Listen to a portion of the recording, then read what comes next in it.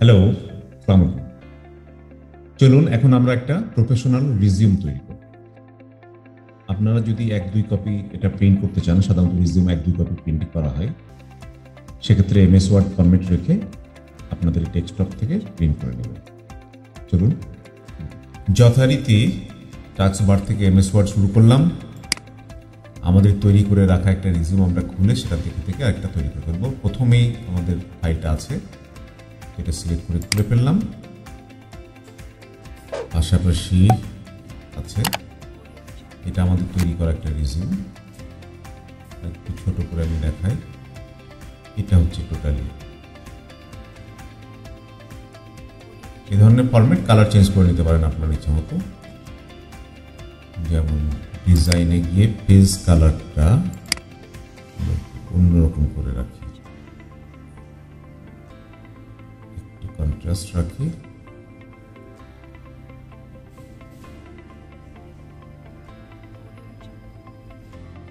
এটা মনে হয় ঠিক আছে। ওকে, এই হচ্ছে টোটাল রিজিউম। এটা আমরা এখন পাশের পেজে তৈরি করব। শুরু করা যাক। মাপটা আপনারা একটু ১৯-২০ হতে পারে, আপনারা এগুলো করে নিন এভাবে।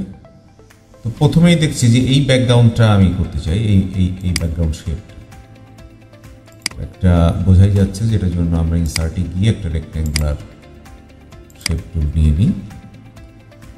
এই পরিমাণ জায়গা ফাঁকা রেখে মোটামুটি শেষ পর্যন্ত টেনে দিলাম।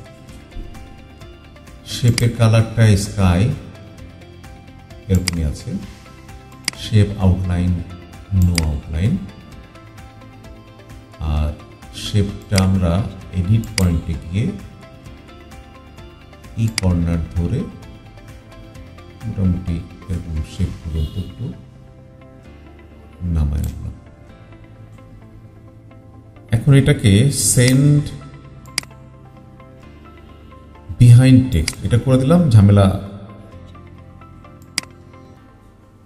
থাকলো না অন্য ঝামেলা করার। এখন এই ইমেজটার জন্য আবার একটা রেক্ট্যাঙ্গুলার শেপ নিই। এরকম একটা রেক্ট্যাঙ্গুলার শেপ, এটাকে একটু ঘোরাই আমরা। শিফট ধরে করাটা সুবিধাজনক। এটা একদম লেগে আছে, আমরা একটু মার্জিন রাখি।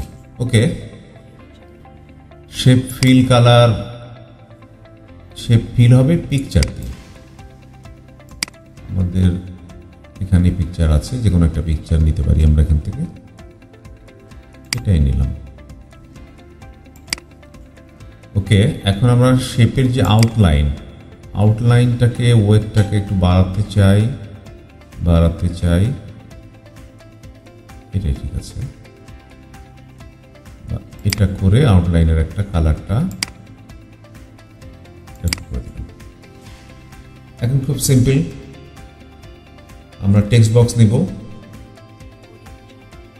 টেক্সট বক্স ইনসার্ট, এখান থেকে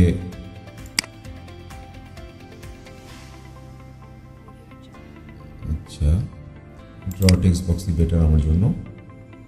আমরা একটা নাম দিতে চাই, এখানে যে কোনো একটা নাম দিলাম, BAPPIASHRAF।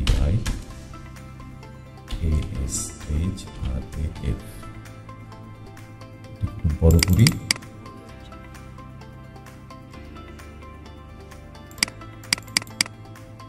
এখান থেকে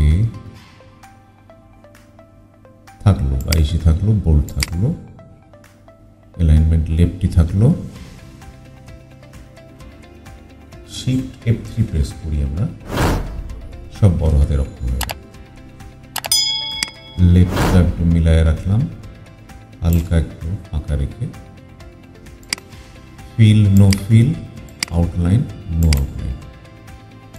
তারপরে আবার একটা টেক্সট বক্স, এটাকেই কন্ট্রোল ডি করে নিই,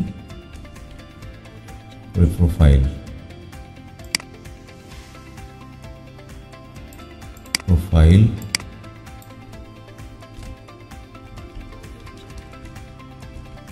প্রোফাইলটাকে ছোট করতে হবে 18 16 18 ঠিক আছে 18ই ছোট লাগে 20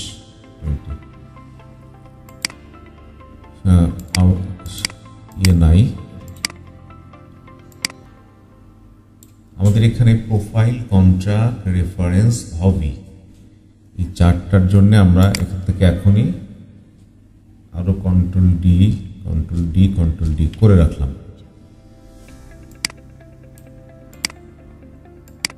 থাক নিচে থাক এখন একটু লার্জ টেক্সট বেশি টেক্সট আছে এটার জন্য আবার একটা text box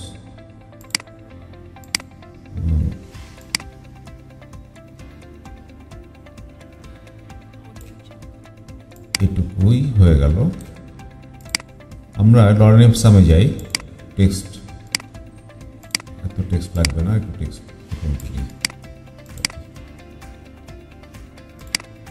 okay control V paste একটু সাইজ ছোট বড় করার ব্যাপার আছে 10.5 আছে এটাকে আমরা 12 করে দিলাম কালারটা ব্ল্যাক আছে হোমে গিয়ে আমরা এটাকে জাস্টিফাই করে দিলাম ওদের যদিও জাস্টিফাই ওখানে ছিল না যাই হোক ফরম্যাটে গিয়ে আমরা shape no fill and outline no outline fill no fill fill no fill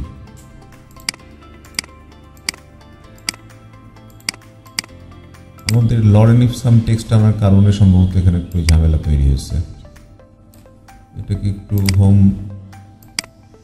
হ্যাঁ ঝামেলাটা নাই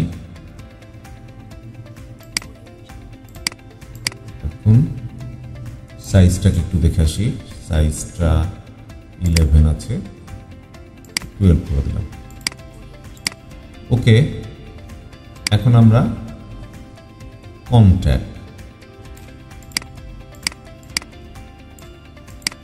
সরি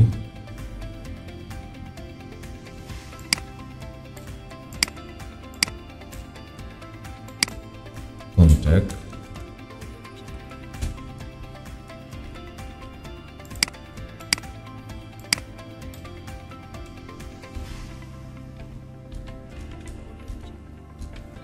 কন্ট্যাক্টের নিচে আচ্ছা প্রোফাইলের নিচে আমাদের একটা ইয়ে ছিল ইনসার্ট এরকম লাইন্স ছিল ব্লু কালারের একটা এরকম লাইন ছিল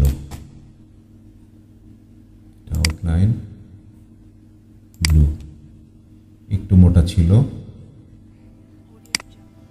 ওয়েটটাকে এরকম আর একটু ডিপ কালার ছিল এরকম সো এই লাইন্সটা কন্ট্রোল ডি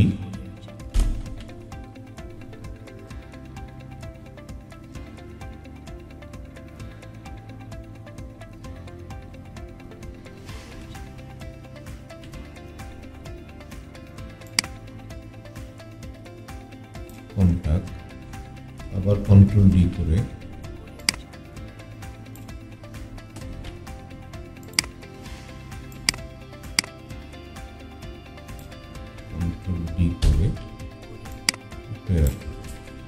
ওকে কন্ট্যাক্টে আমাদের একটু দেখি যে কন্ট্যাক্টটা কিভাবে আছে